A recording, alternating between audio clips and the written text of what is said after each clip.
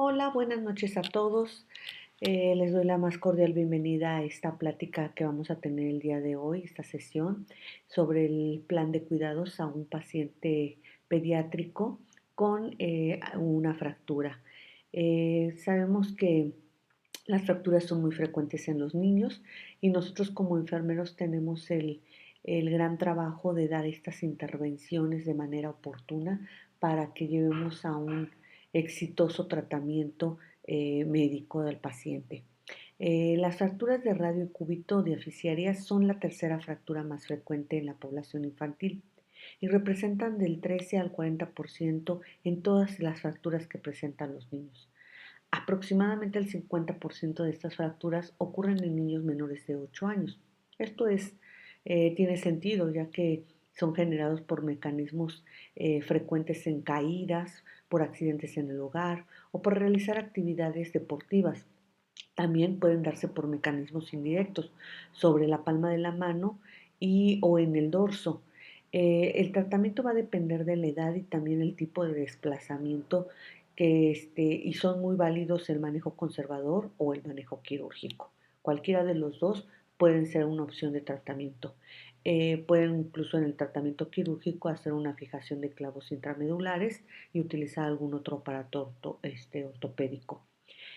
Más del 90% de todas las fracturas del antebrazo ocurren en pacientes pediátricos y pueden ser tratados mediante una reducción cerrada o inmovilizadores con aparatos de yeso. La mejor manera de encontrar y explicar cómo vamos a dar estas intervenciones, pues es exponiendo un caso clínico de algún paciente con una fractura en un estado agudo para que podamos nosotros encontrar y detectar las necesidades de nuestros pacientes. Sabemos que tenemos eh, la gran, la gran facultad de jerarquizar necesidades de acuerdo a las condiciones en las que nos lleguen cada pacientito. Debemos de ser muy objetivos cuando hacemos los diagnósticos de enfermería, la evaluación que nosotros le determinamos al paciente una vez que ingresa a la sala de urgencias o al área de hospitalización. Tenemos que identificar cuáles son las necesidades que hay que cubrir de manera prioritaria. El caso clínico que vamos a exponer el día de hoy, pues se trata de un pacientito de 7 años que acude al servicio de urgencias tras una caída accidental en su bicicleta. Refiere y presenta dolor agudo y se observa deformidad en el antebrazo izquierdo. Como antecedentes personales comenta la mamá que ingresó en el 2013 al servicio de pediatría por un síndrome febril. En el 2017 fue intervenido quirúrgicamente por una amigdalectomía y en el cual se le realizaron drenajes quirúrgicos bilaterales. Todo esto bajo control del servicio de otorrino y refiere también que todo su esquema de vacunación se encuentra completo. Aquí sabemos que tiene posibilidades a posibilidades de una intervención quirúrgica después de la fractura que acaba de ocurrir.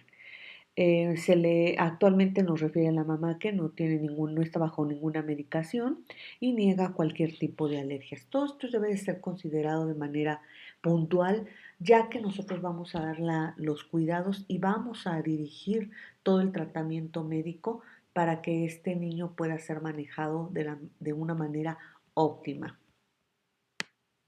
Como datos complementarios podemos observar que se encuentran las pruebas de radiodiagnóstico, en donde nos muestran que hay una radiografía de antebrazo con fractura desplazada diaficiaria del tercio medio del radio y del cúbito izquierdo.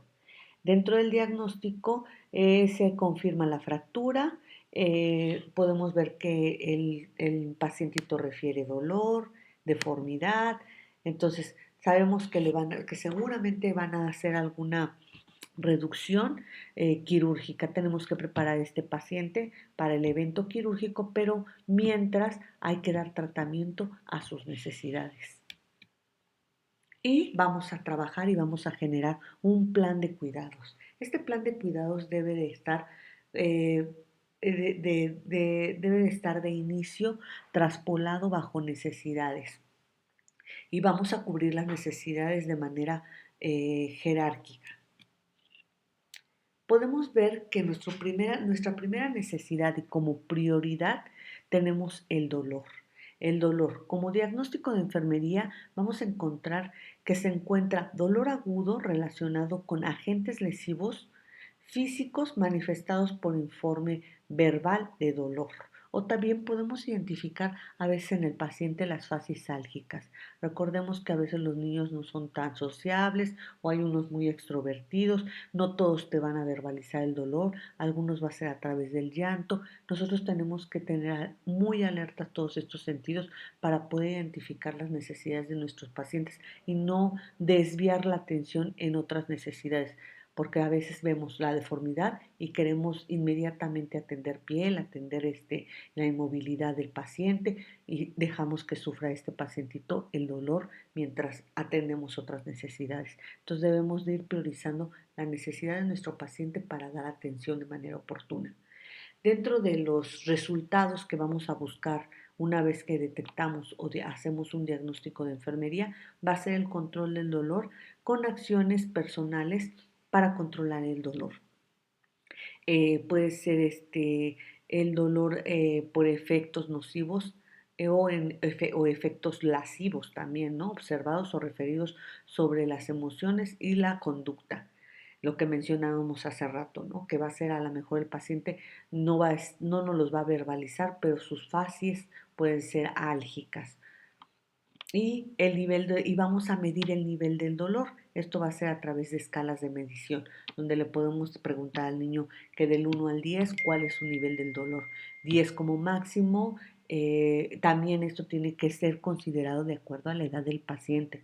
Recordemos que podemos encontrar niños desde edades muy tempranas ya con este tipo de fracturas que no son tan frecuentes, pero que sí pueden darse. Entonces no debemos descartar que también encontremos niños donde no te van a poder verbalizar o no te van a poder expresar la cantidad de dolor con la que están padeciendo.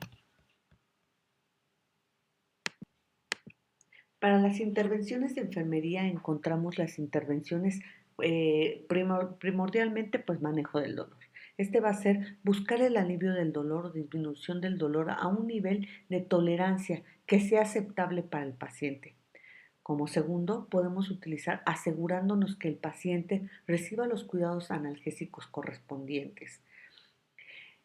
Como tercero, determinar el impacto de la experiencia del dolor sobre la calidad de vida. Esto nos referimos al sueño, el apetito, la actividad, el humor y las relaciones entre cómo se está conduciendo con su mamá, de si quiere comer, si no quiere comer, si el dolor le está impidiendo dormir como debiera, ¿no? O incluso, les digo, si es un niño muy pequeñito, ellos no nos van a verbalizar el dolor, pero su conducta nos va a orientar a identificar el grado de dolor. Otro es utilizar un método de valoración, como comentamos, adecuado que permita el seguimiento de los cambios en el dolor y que ayuda a identificar los factores desencadenantes y reales que pueden estar presentes dentro de este pacientito. Seleccionar y desarrollar aquellas medidas farmacológicas y no farmacológicas que faciliten el alivio del dolor. Esto pueden ser incluso hasta posturas, ¿no? Posturas donde el niño diga, ahí es donde siento que me duele menos.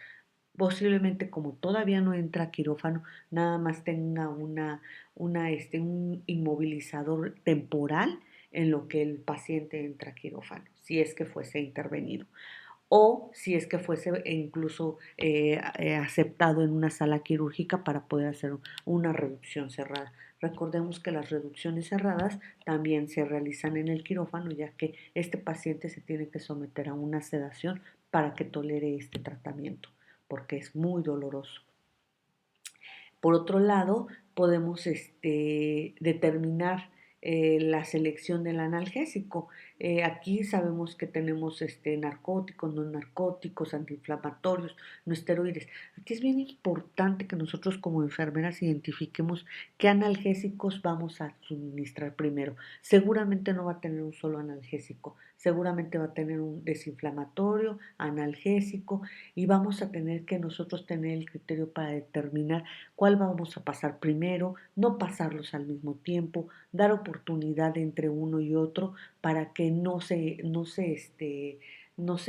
inactiven las necesidades y más bien el tratamiento sea efectivo. Y bueno, aquí determinar va a ser el antiinflamatorio, el analgésico idóneo.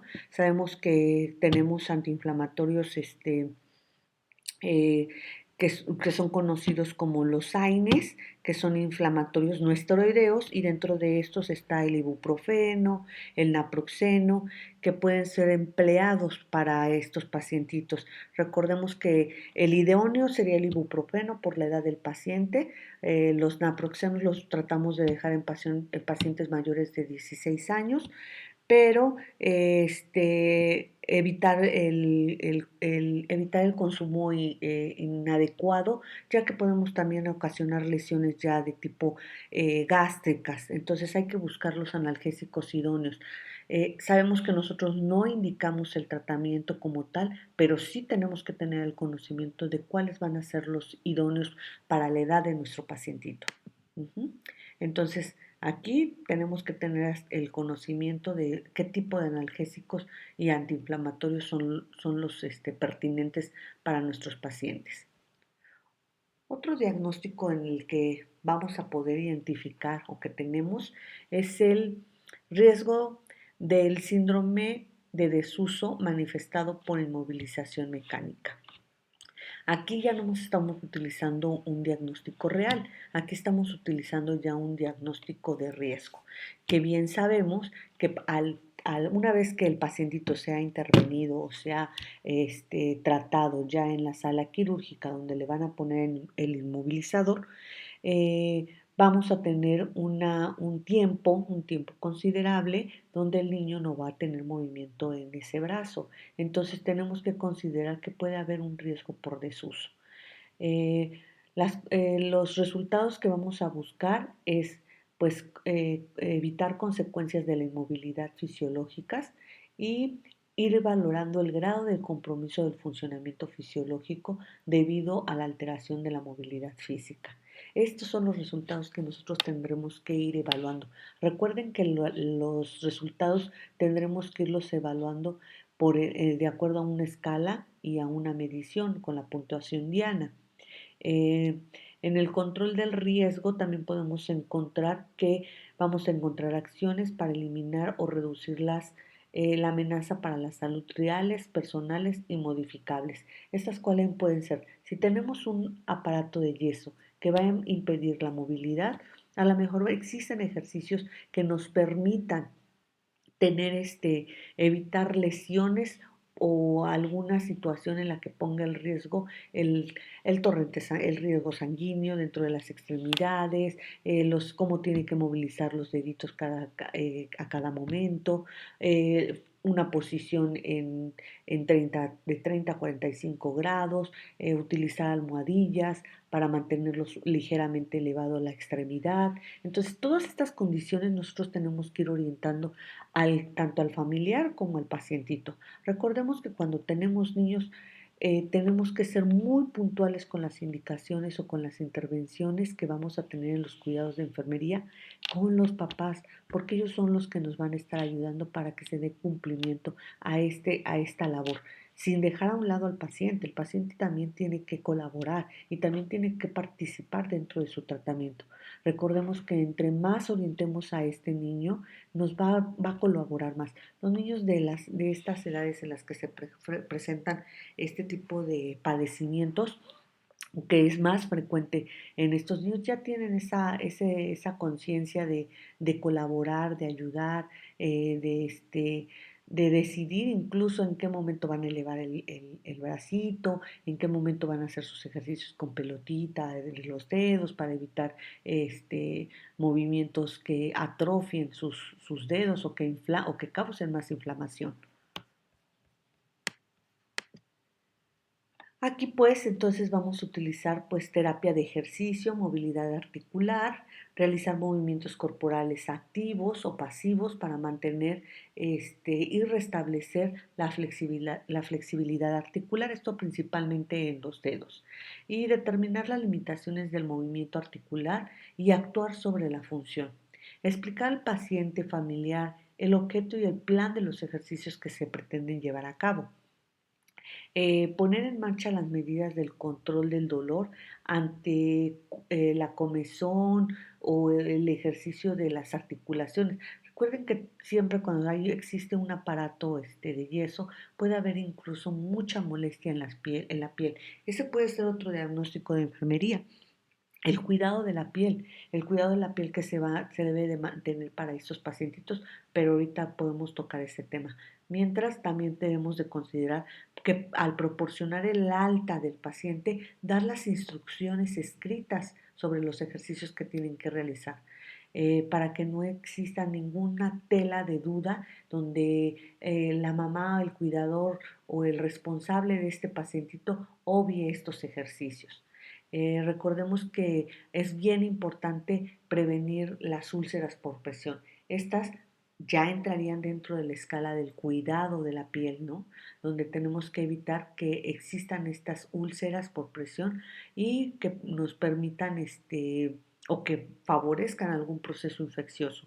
Entonces aquí debemos de hacer y tener vigilancia frecuente de la presión o la fricción que se puede estar ejerciendo por el aparato de yeso. Registrar el estado de la piel durante el ingreso y diariamente. Vigilar estrictamente cualquier zona enrojecida e inspeccionar la piel de las prominencias óseas y además identificar los puntos de presión para que podamos cambiarlos o incluso poner almohadillas de algodón, almohadillas de tela de fieltro que permitan que la piel esté protegida. Enseñar a los miembros de la familia a cuidar y vigilar la piel y la extremidad del pacientito. Recordemos que entre más orientemos a los familiares, entre más les demos información, va a ser de mayor éxito el tratamiento de nuestros pacientes, porque créanme que hay pacientitos que a los 3 días dicen no aguanto el aparato de yeso, no lo soporto y terminan quitándoselo los mismos papás porque el niño refiere que no soporta el aparato de yeso, pero esta es la razón de que no se les orienta cuáles pueden ser las medidas o las alternativas ante incomodidades que puede generar el aparato. Recordemos que los inmovilizadores no son cómodos, no están diseñados para eso, están diseñados para recuperar la estabilidad de un hueso y para promover la restauración del hueso inmovilizándolo. Entonces, va a ser incómodo, sí, por supuesto, pero podemos buscar condiciones que nos ayuden a que esta incomodidad pues sea pasajera y que no genere alguna lesión adicional. El otro diagnóstico con el que podemos encontrarnos podría ser riesgo del deterioro de la integridad cutánea, manifestado por factores mecánicos como presión, sujeciones y movilidad física. Aquí los resultados a los que vamos a ir orientando nuestras intervenciones, pues va a ser evitar, medir el grado de compromiso en el funcionamiento de la fisiológica que limite la actividad física. Aquí tenemos que ver qué tanta inmovilidad tenemos para nuestro paciente. Y la otra, pues puede ser la detección de riesgos e identificar las amenazas para la salud personal. Estas siempre también con la puntuación de Diana para que podamos orientar las intervenciones y prever que no ocurran estas. Recuerden que los de riesgos siempre van a ser, nuestros resultados van a ser dirigidos hacia la prevención. Y pues aquí dentro de podemos encontrar dentro de las intervenciones que hay que observar pues zonas de enrojecimiento, de dolor, aumento de temperatura, vigilar los pulsos periféricos, observar enrojecimientos, observar fuentes de presión o fricción. Estas siempre tenemos que vigilar el color de la piel, La piel tiene que estar seca. Recuerden que la humedad favorece la proliferación de microorganismos y puede empezar incluso a los 5 días a expedir olores muy feos y esto va a causar también incomodidad en el paciente. Entonces tenemos que enseñarle cómo cuidar esta férula para que no se humedezca.